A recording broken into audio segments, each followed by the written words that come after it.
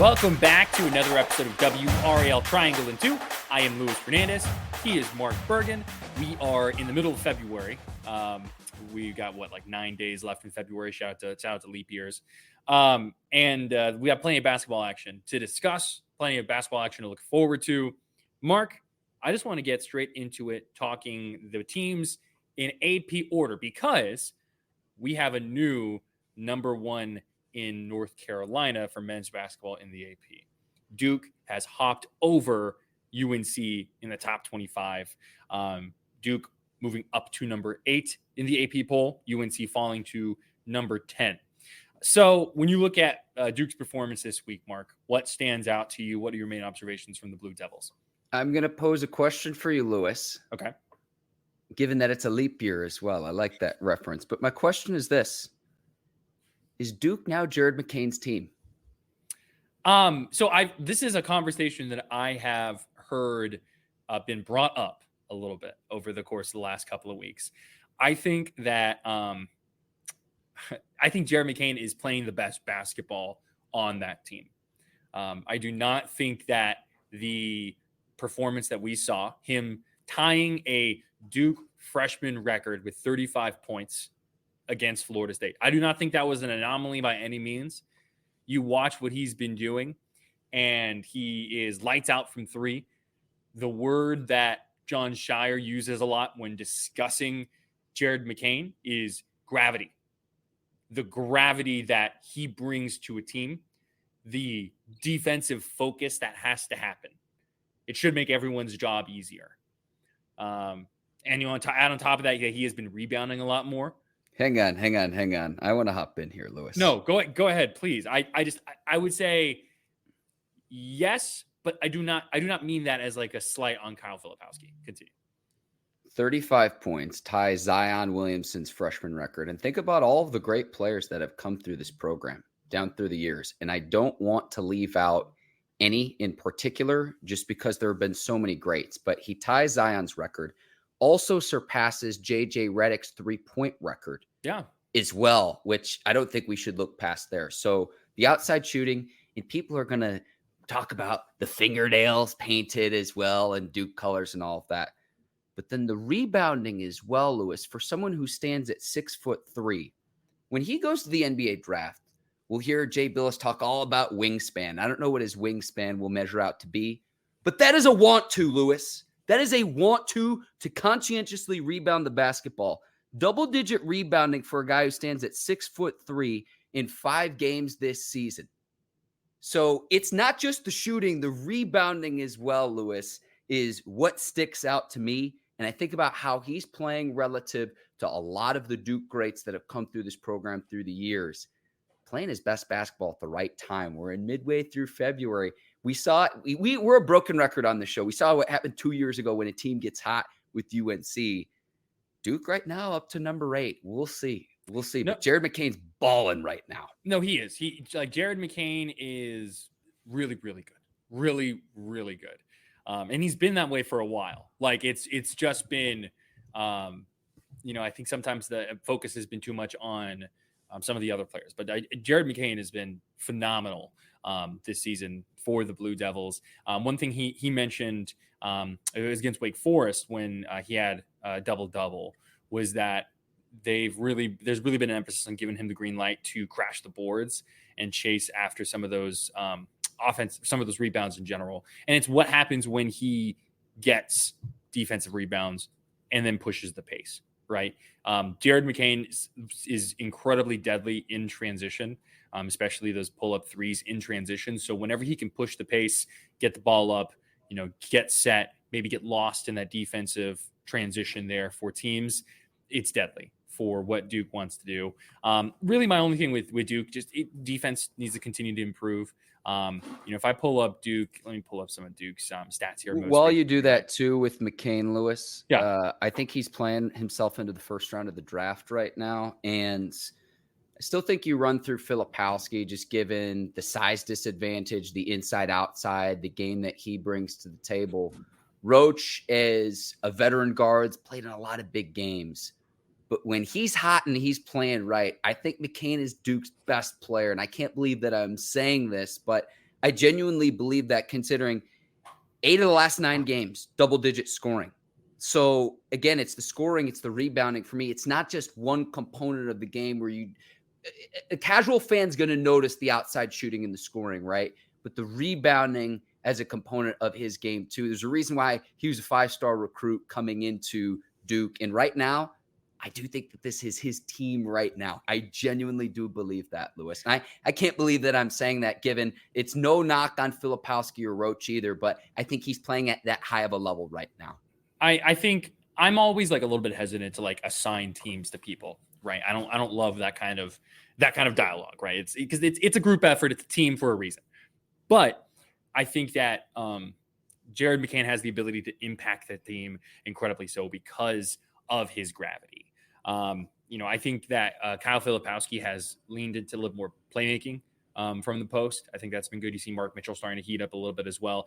I still think that Duke is at its best when you have Mark Mitchell and Kyle Filipowski playing well in tandem.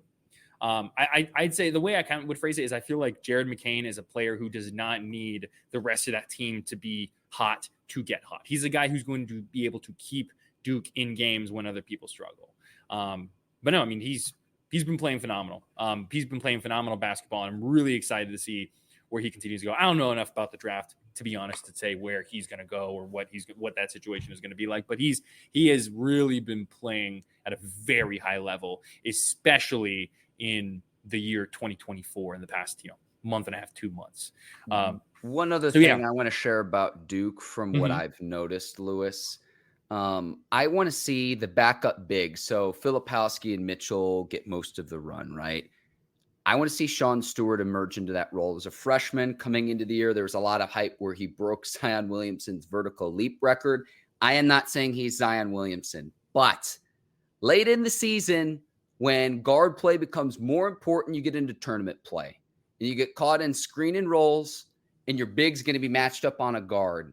I know he can slide his feet and move with guards defensively versus look, it's no knock on Ryan Young, senior veteran player, but I want to see Stewart get those minutes off the bench of when Filipowski checks out of the game and Mitchell aren't in the game.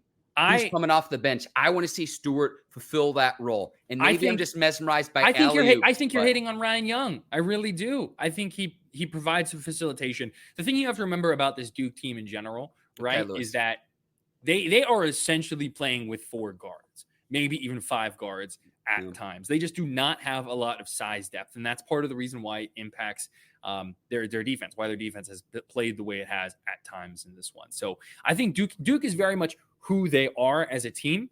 It's just going to be about improving the little parts of who they are at this point. So continuing to grow a little bit of depth, sure, but I think it's more about just getting everyone on the same page at the same time. What I am, like all the parts of that team clicking all at the same time. What I'm looking at with Duke now, this week is going to be really interesting to me because, obviously they're number 8 in the AP poll right now. Sure.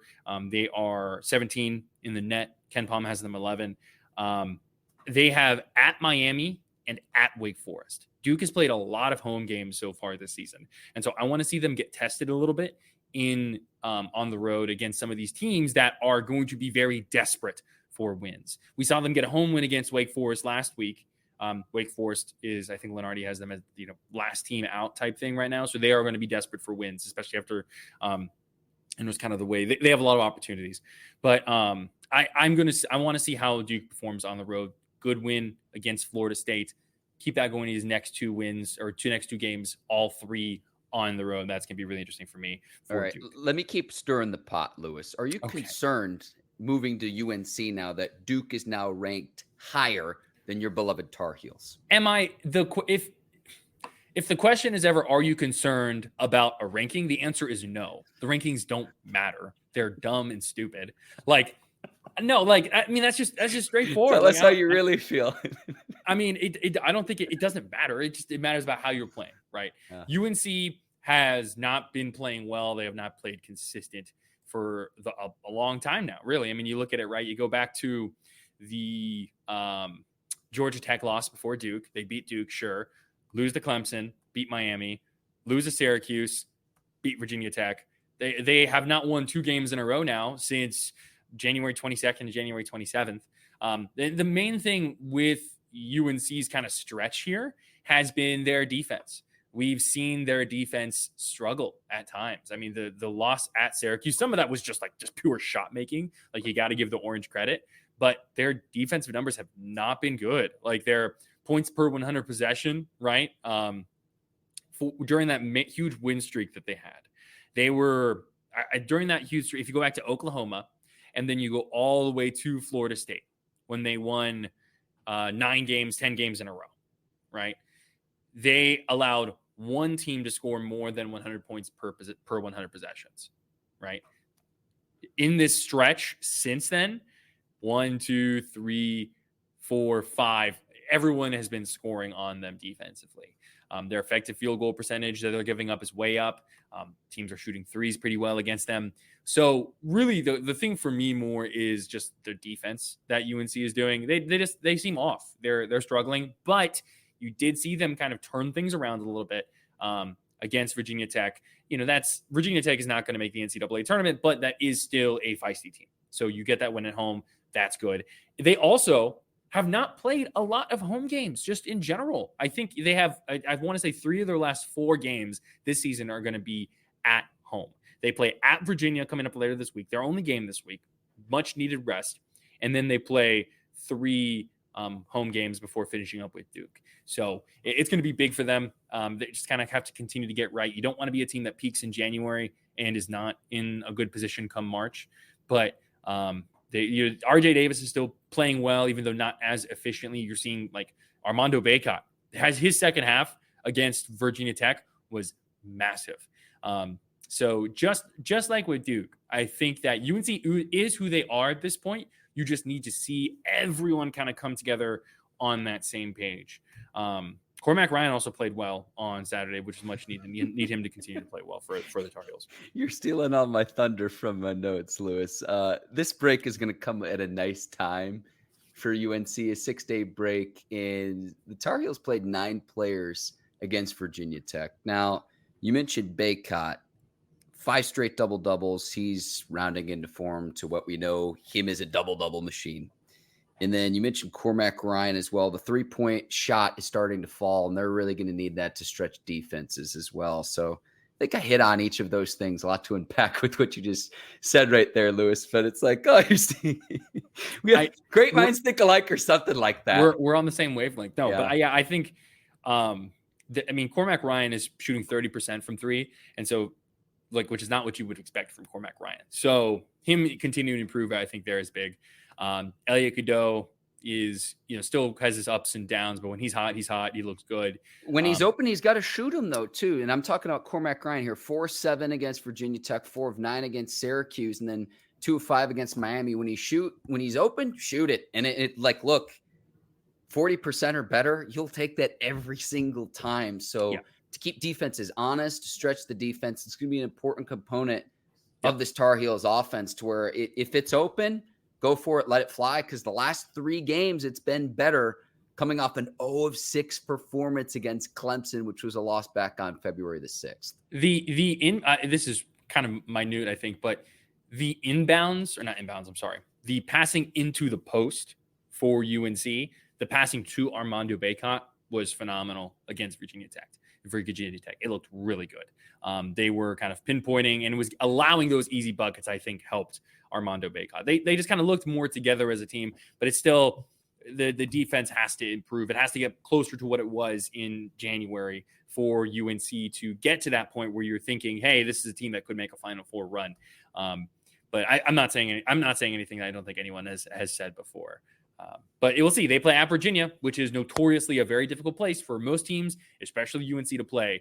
Their only game this week, but that is going to be big for them, for the ACC, because it is no longer a guarantee that UNC wins the ACC outright in the regular season.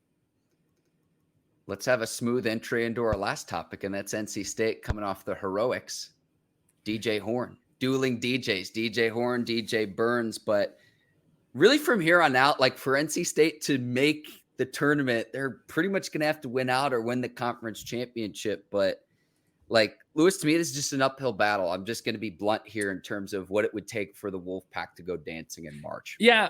No, I mean, if this was, I think, more of an up year, and I say that in quotes because you know how I feel about the way people view the ACC, but they're 8-6 in conference, but I mean, they just have kind of dug themselves holes. You go throughout the ACC, the loss against Virginia Tech at home, losing in overtime at Virginia, losing at Syracuse. Like, some of these games are, they're beating some teams in here, but they're also just not consistent. They're up and down. The Clemson win was massive for them. DJ Horne, I really think you cannot emphasize enough just how well he's been playing. Like, if I go back to the last 5 games for DJ Horne, right? All going all the way back to Miami. 24 points, 26 points, 25 points, 31 points, 27 points. He is shooting really well from 3. His usage is very high right now. He is kind of he's doing everything that you need from him. It's just going to be about continued growth from NC State. And I know so much of when we talked about the Wolfpack earlier in the season, right? You looked at their offense as, man, their offense has to be better. Their offense has to be better. Their offensive efficiency has increased a lot over the past few games or so, right? Their adjusted offensive efficiency you're looking at like 100s essentially for them, going all the way back to that Miami game that I mentioned. It's just their defense has fallen off a little bit. So, you just need State you have to win games at this point. That's all you can do if you're the Wolfpack. This week, you've got home against Syracuse and home against Boston College. Those are 2 games that if you were NC State, you have to win. You need to win those 2 games. And then you have 4 games, 3 on the road, 1 at home, at Florida State, at UNC, home against Duke, at Pittsburgh. Like, those are significantly tougher. So it's one of those things where, NC State has kind of dug themselves a hole, and all you can do is just win and hope that things kind of fall where they will. But can I share a meatball take with you, Lewis, with NC State? Can I share a meatball take with you? There's a correlation between like the team's success and then the ticket prices to these games. Because I'm looking at this right now. We can go to the game tomorrow night for like less than $20 to go see NC State and Syracuse, right? And so it's just like, oh man, like you said, I think they just dug themselves too deep a hole early on in the year. It would take a lot to claw back in by March. Yeah, so. there's talent on this team. Yeah. So, but I mean, I don't really think there's much more to say about NC State, but they have an uphill battle. That's where things are right now for the Wolfpack. I'm with you. Is there anything that you need to tease with WRAL sports fan coverage for this week, Lewis? Because for Battle of the Blues later in March, we have a lot of long form content coming your way on WRALsportsfan.com, but that will be in the coming weeks. But this upcoming week, Lewis, what do we got? I mean, you've mentioned it, plenty of good stuff. Kind of turning to the women's game a little bit. I'm going to be at Duke versus Notre Dame coming up later tonight. We're recording this on a Monday. That's big for the Blue Devils, trying to bounce back after losing to Virginia Tech, on the road. NC State, the NC State women's, right, who just went to overtime 6 against Georgia Tech. They have at UNC and at Duke this week. So big games for NC State women's basketball. And then UNC, who's coming off back-to-back wins after losing in overtime to Duke, has at home against NC State and at Virginia Tech. So we're really getting into that crunch time for both men's and the women's teams in ACC play. So we'll do our best to keep you covered on both ends there. Just a lot of really good basketball. We're not even into March. Yeah, NC State women, winners of 3 straight at number 6 in the AP poll that got released earlier today, Lewis. So at least have a winning team on the women's side. But this has been another edition of WRAL Triangle and 2. Lewis, I'll let you wrap it up for the both of us. Yeah, absolutely. Thank you all so much for tuning in, listening wherever you listen on any of the podcast platforms, watching on 99 The Fan or on WRALsportsfan.com. I'm Luis Fernandez. He is Mark Bergin. We will see you next week. Thank you all so much for watching.